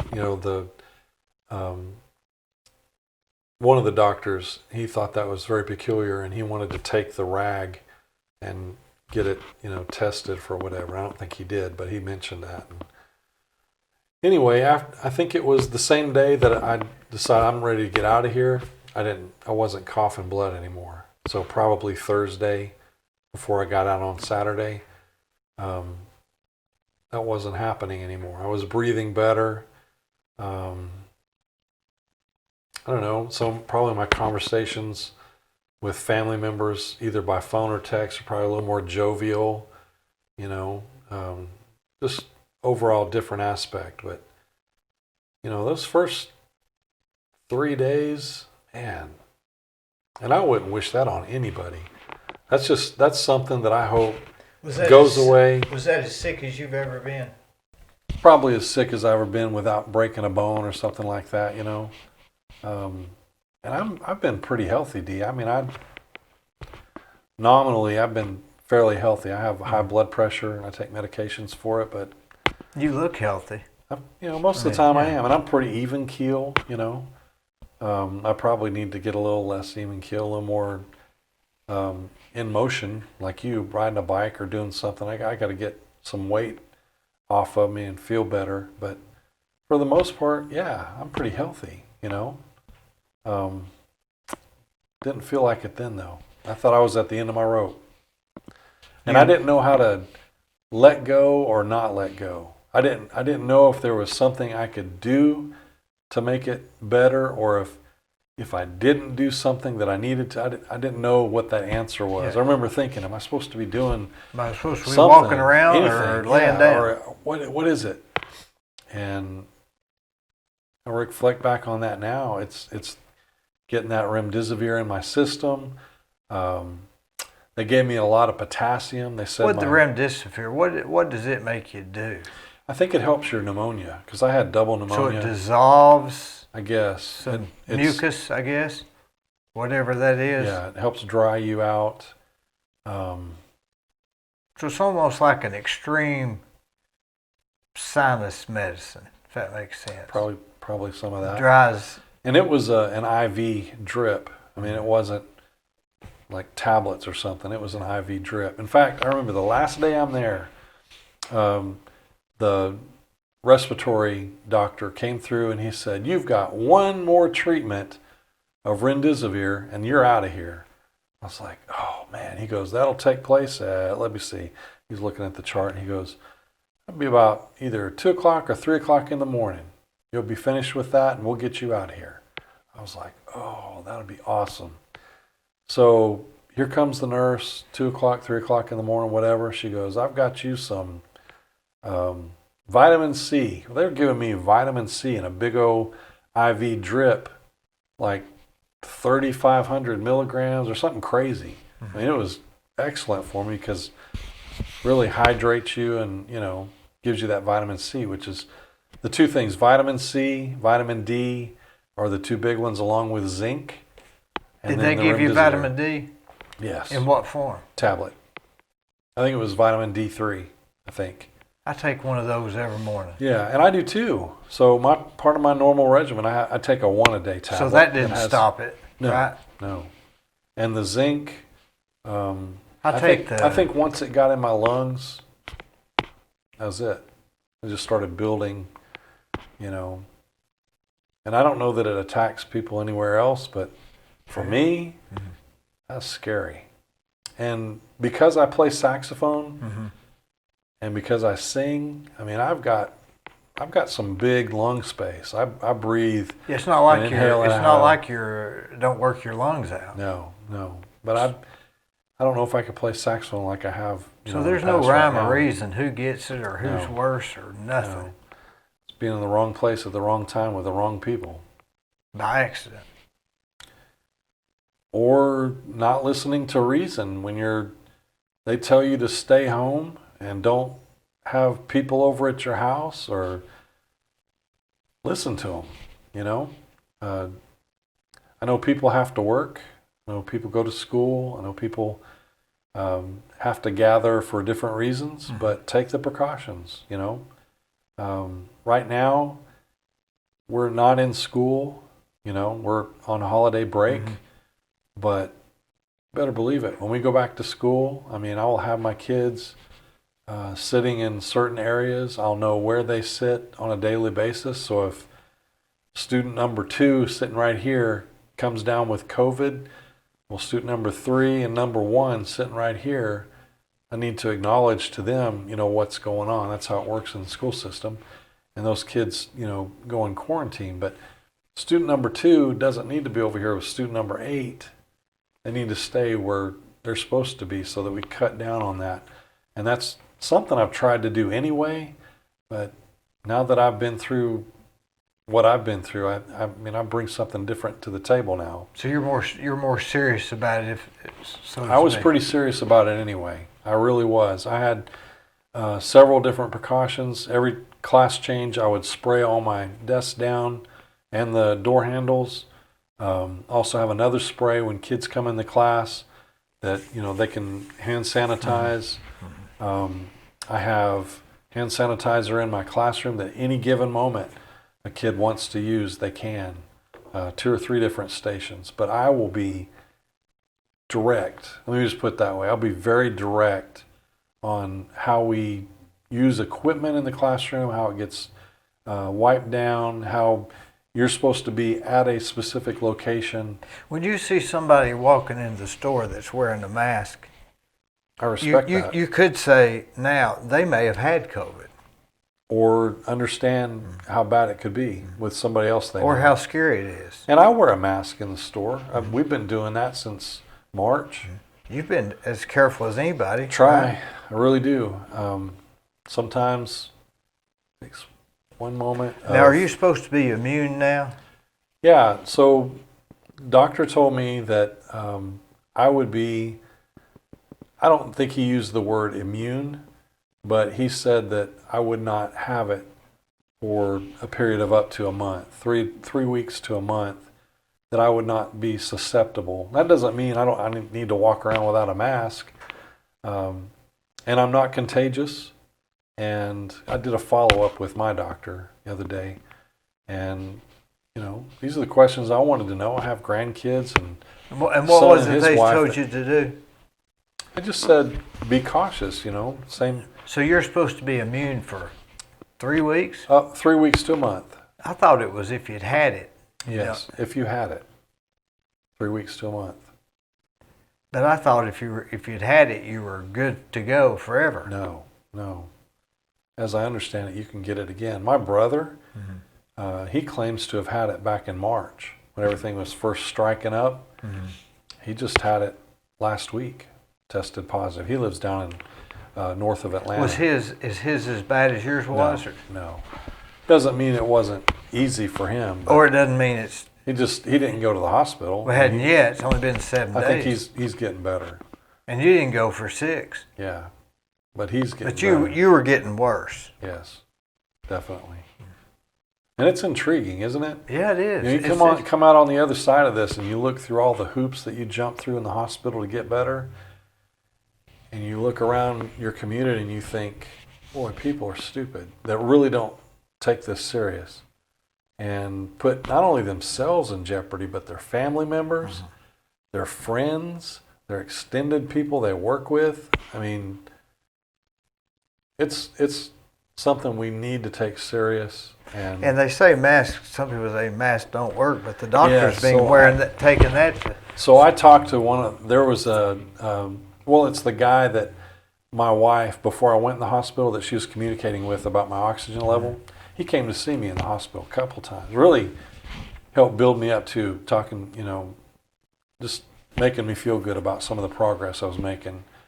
And he told me, he said, unless you have an N95, I think that's what it is, N95 mask, if you're wearing anything else, it does not help.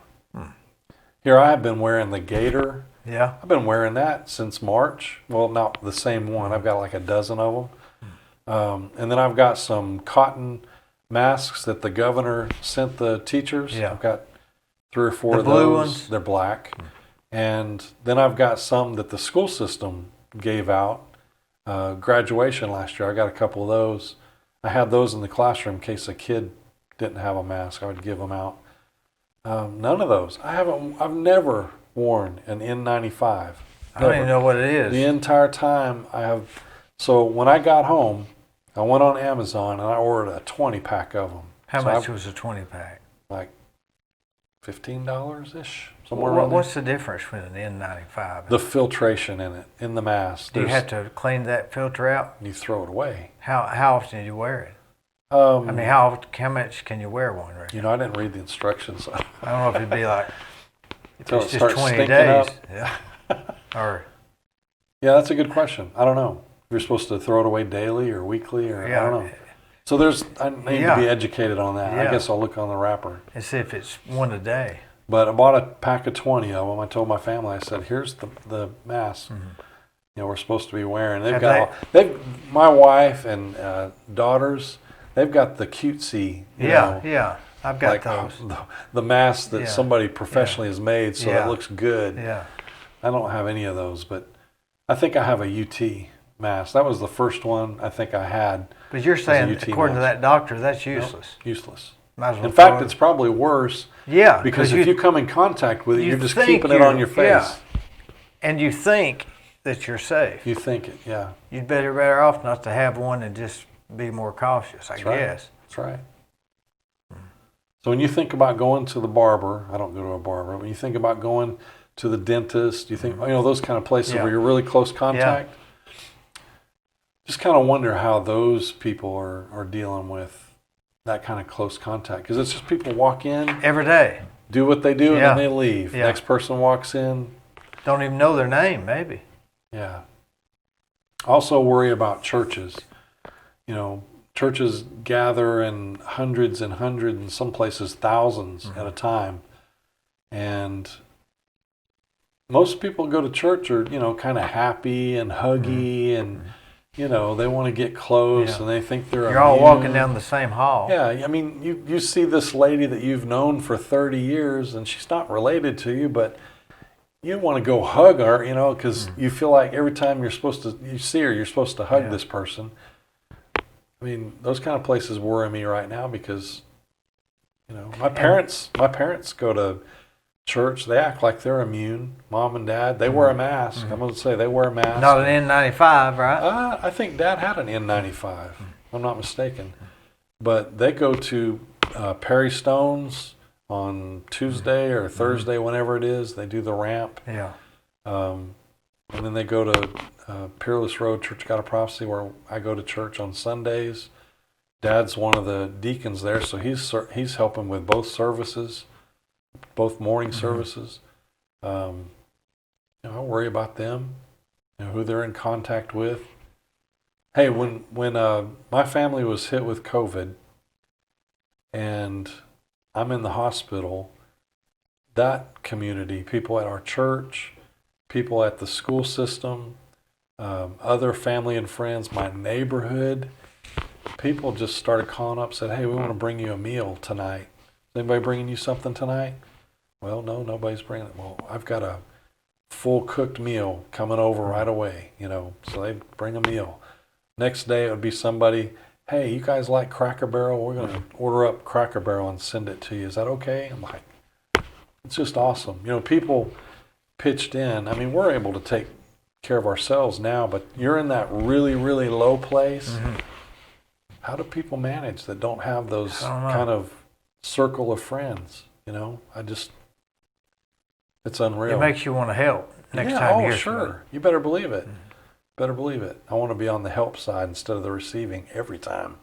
You know, if you're on the receiving side, that means something's wrong. But you know, you have to have some immunity to get it, to not get it again. You would think. I mean, you're probably on the brighter side, but like I said, my brother, he thinks he got it at church, at the church where he goes. And back in March he had it. He said he probably got it. I don't know if he said he got it from the church then, but I think that's what he said. And then just last week, and he's on the worship team, so he's one of the people that goes up on the platform and sings. In fact, that Sunday he sent me a note. Right, he was finishing a song. He went off the stage and sent me a note, and he was singing a song. He was the only singer on the stage, and he said the entire time that he was singing, he was thinking about me being in the hospital and just singing his heart out, gushing tears. You know, that was, you know, very meaningful for me. I watched it. Once he said it, I pulled it up and I watched it. I was like, wow, that's tremendous. And he ends up getting COVID at the church. While he's singing, he's got Probably it, that day. I guess. Probably that day. So it's hard, man. But this vaccine's going to come out. I think the vaccine's good. I'm going to take it's it. out. They Yeah, I'll take bring it my way. I'll take it. Yeah. So what's new? What's next for you, Gwen? You Well, gonna stay at Bradley till you retire, or what? I've got about 10 more years. You know, I hit 65, probably when I'll retire. I don't have multiple bank accounts, you know, ready to retire. I know some people that they're ready to retire. Yeah. And they're looking for that other thing. Yeah. I enjoy teaching. I doubt very much that I will get tired of teaching. I say that out loud because I really, really enjoy. I have some students that, you know, they're knuckleheads. You can tell. Somebody comes in, they just want to act out and show up. I'm like, you're going to be good as a sports person. I can put you in front of the camera and you can put that energy and, you know, go around. In fact, I've got a senior student like that right now. I won't name his name, but he comes in, he thinks the room is his stage. He wants to tell a joke and this and that. And he's a great kid. He's not a bad kid. He's a knucklehead. And I had him working behind the camera for a while, and I said, man, what about the weather? And I put him in the weather, and not only did he adapt to doing the weather, he loves it. He tells everybody across the whole school, I am the weatherman. you need to watch my episode tomorrow. I'm going to talk about blah, blah, blah. And he, builds it up. He's a real character. Yeah. So I like to be able to take a kid like that that's hard-nosed, doesn't have that kind of direction, probably doesn't want to be a weather guy, but comes in my classroom acting out, and I can push him in a direction. He can enjoy that, build it up, own it, become that character in my classroom, and it's great. Then and I tell him, I said, out of all 4 positions that are in front of the camera, if you want to act crazy, you want to tell a joke, you want to act silly, the weather guy, that's where you need to do it. Yeah. My 2 news people, they're doing serious news. They're talking about somebody getting murdered. And sports is serious. And sports, yeah, you don't want to aggravate any of that. So my weather guy, he gets that angle, and it worked for him. Then I also have, like you mentioned, there's not everybody who wants to be in front of the camera. I have a student that does audio, and that kid will pick the best song, match it, work with the director, fade in the music, pull out the music, set up the microphones every time with each individual. I enjoy finding those kids and connecting them with that. I don't teach science. I don't teach math, algebra. I teach English to a degree with, the type of descriptive writing we do. But if you've got a student, if you're a parent of students that have a hard way to go with some of your kids not really fitting into high school, I can take a kid like that and plug them in a direction. Because you've got multiple areas. Yes, so many different areas, yes. And sports production. So I have a kid doesn't want to do the news, could care less.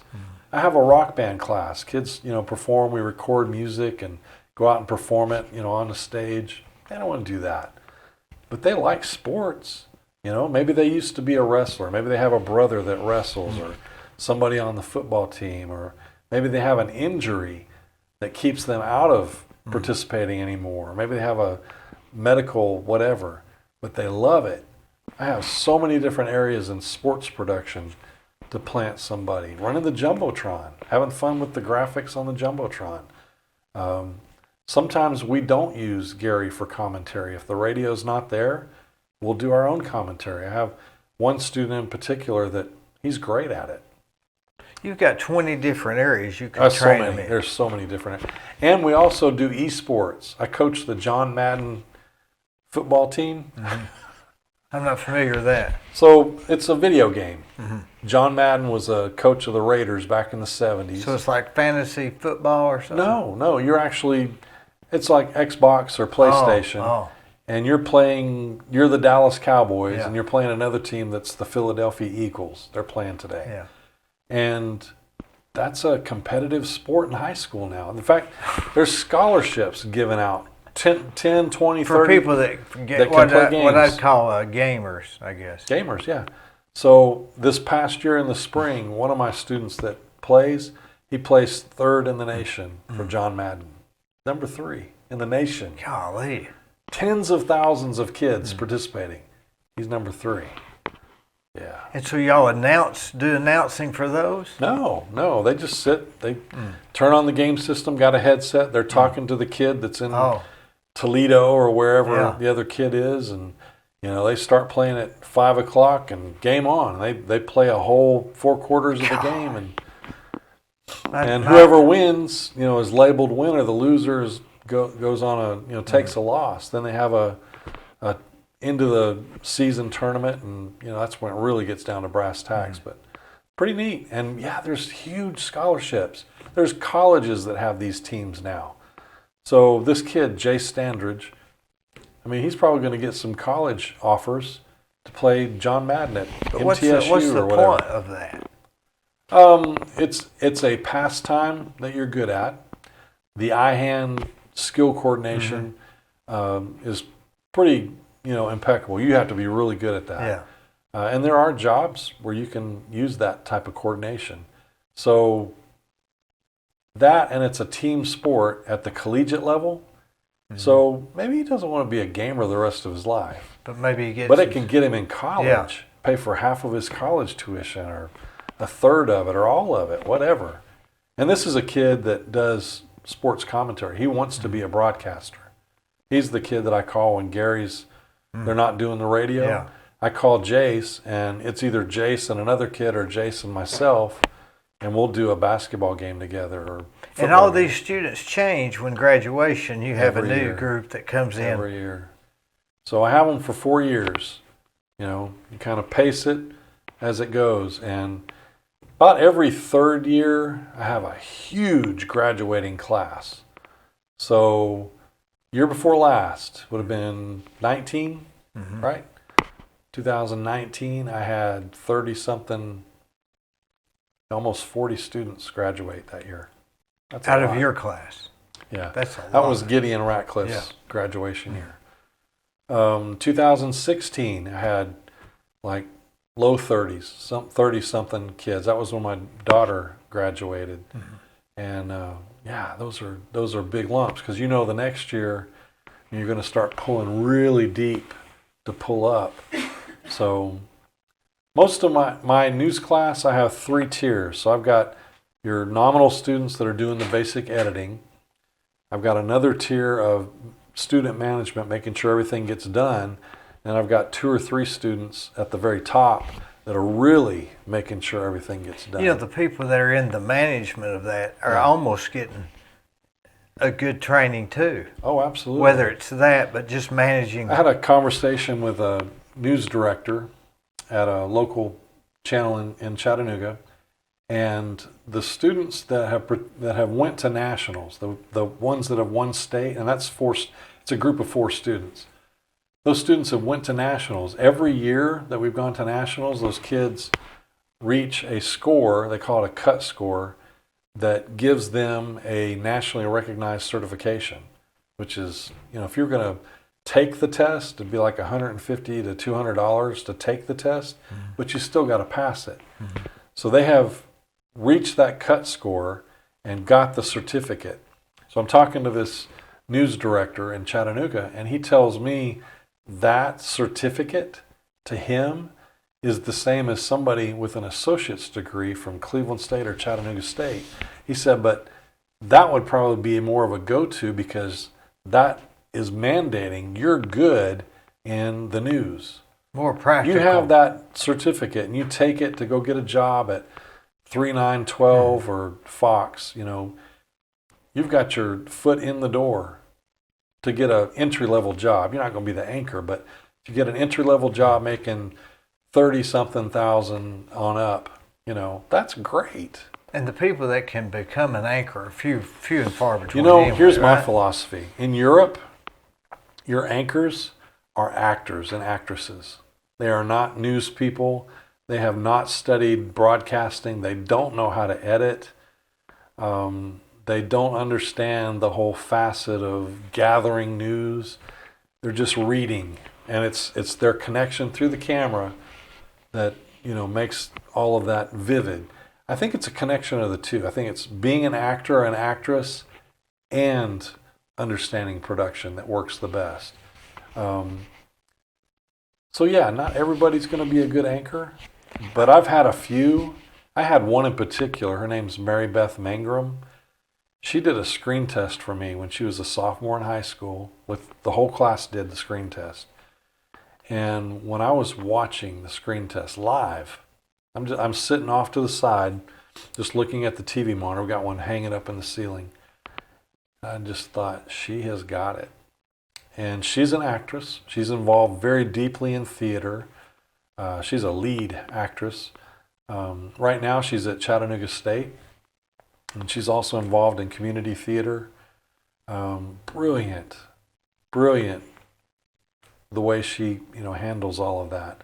She looks into the camera. Dee, you would think she's talking directly to you.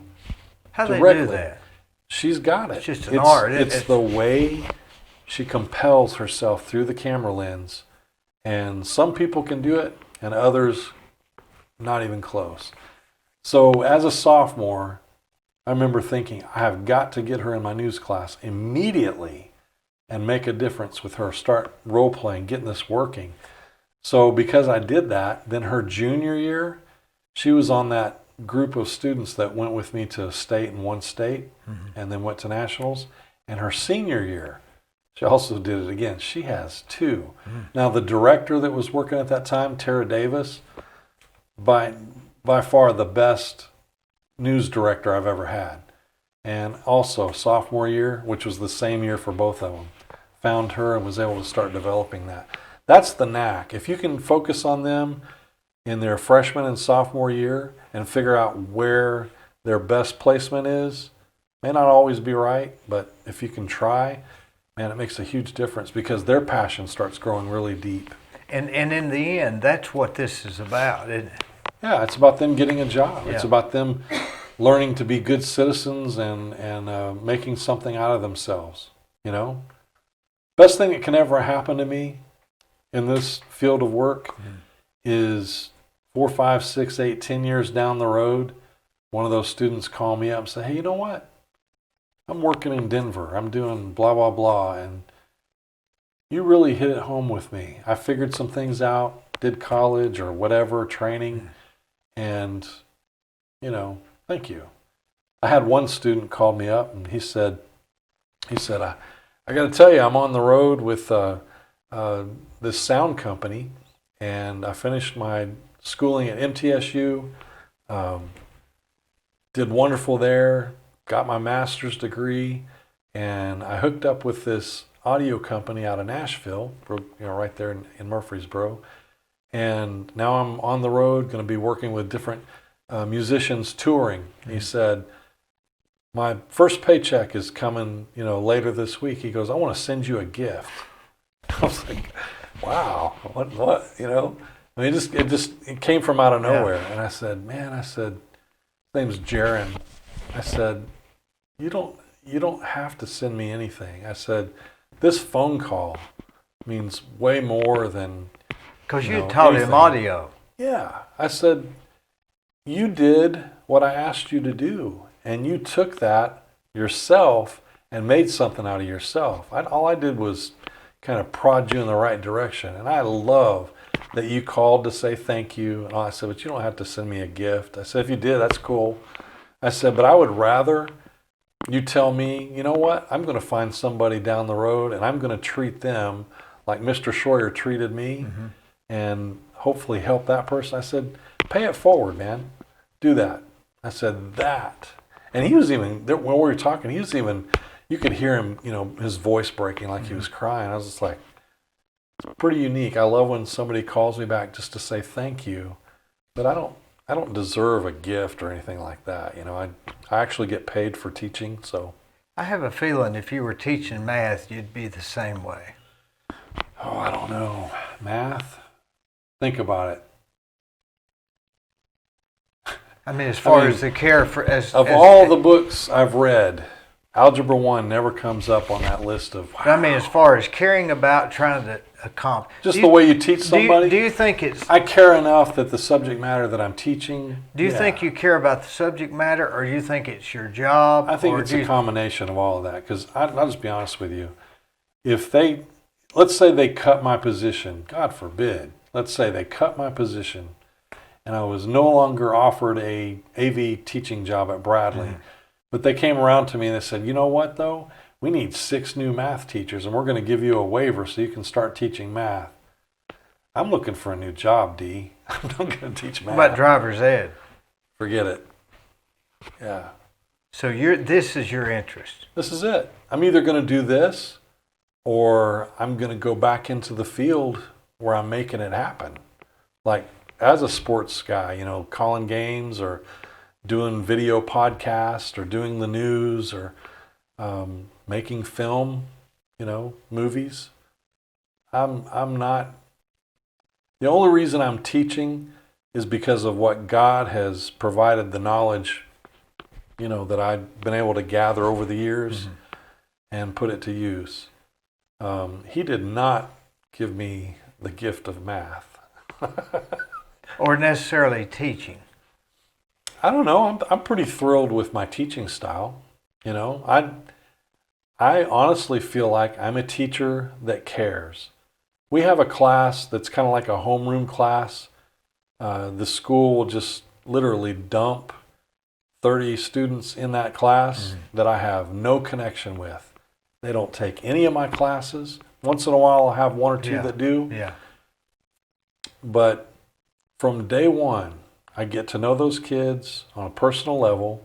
First of all, learning their name, learning what their interests are in school.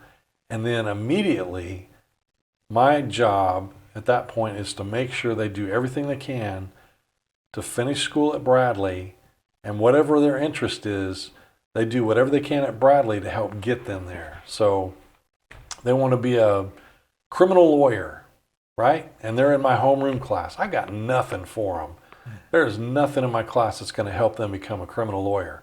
However, I can be very persuasive on making sure that they take the classes at Bradley that will help them get there. We have a criminal justice program at Bradley, which is awesome.